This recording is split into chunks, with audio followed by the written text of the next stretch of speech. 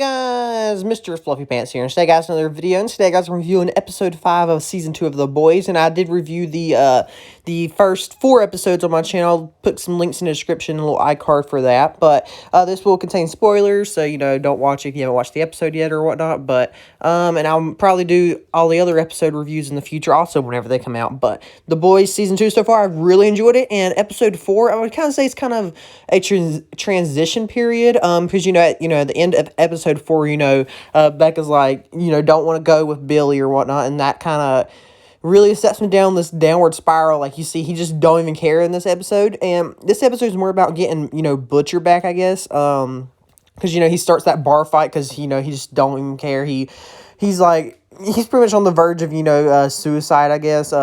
He's, like, on that downward spiral, and, he, later in the episode, he wants to be killed by Black Noir, pretty much, and face off against him, but, Huey and MM are really worried for him, and I would definitely say that Huey's, fully back now, and you can tell that, Huey and, Butcher's, relationship goes, really, really deep, especially on that one phone call where, he calls him that, his canary, and then I love how concerned MM gets whenever Huey tells him that he called Butcher called him his canary. That just really shows how well they know each other, and you could tell Huey was really worried about him too. You could hear the sincereness in his voice and whatnot. But luckily they do make it there, and they're like, oh, we're not leaving, and you could tell Butcher's kind of I wouldn't really say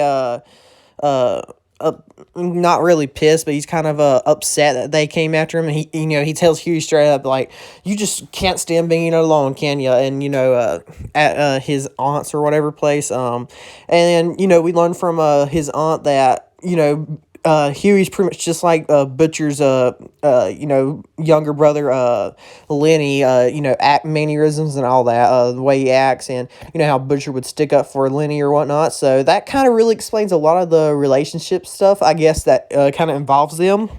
And then you have this, and then, they're really trying to, they try to prepare to fight Black Noir, which, holy crap, that guy's unstoppable. But, they actually get him to stop after, he mentions how they'll bleak, Homelander raped Becca, and then, had a son with her, and, Mr. Egger calls up, and he's like, what about you don't do that, and I'll call Black Noir off, and he's like, okay, as long as you just don't hurt them, and whatnot, MM, Huey.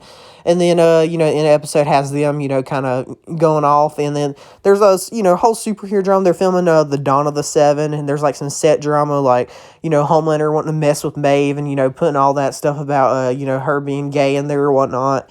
And then, the whole thing with Starlight, because Starlight knows that, Stormfront knows Starlight leaked the Compound V stuff. And then there's that whole leaked video where, Homelander stops that one terrorist, but, there's some collateral damage with, an innocent person, which, he kind of gets, that's probably the first time it's ever happened. He kind of gets what he deserves, I guess, in that moment, where there's protests against him. And when he's actually at that one protest trying to, fix, quote-unquote, fix stuff, whenever he starts lasering down, hundreds of people, I was like, holy crap, is this really where it's going? But it was just a dream. That'd been really, really interested to see if that actually is the way it went.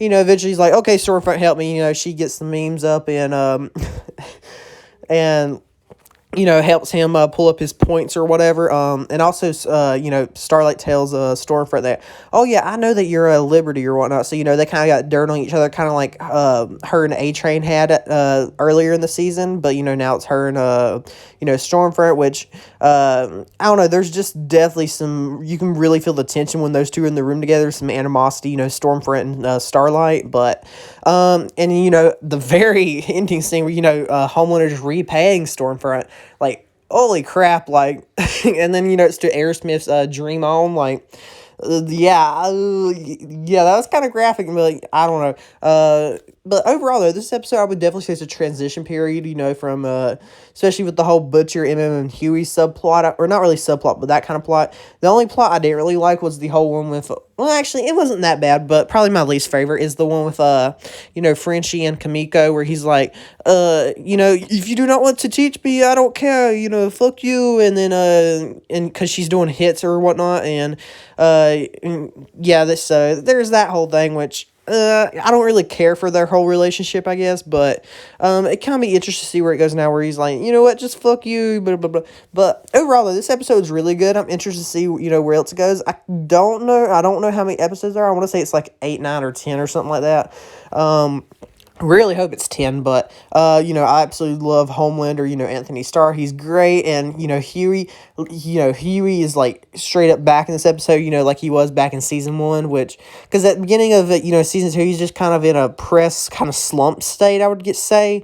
Not really his normal self, but now he's fully back. But anyway, guys, let me know down below what you guys thought about episode 5 of The Boys. But check out my Twitter, Discord, link in the description. Like and subscribe for more. Check out some of their videos, and I'll see you guys later. Bye.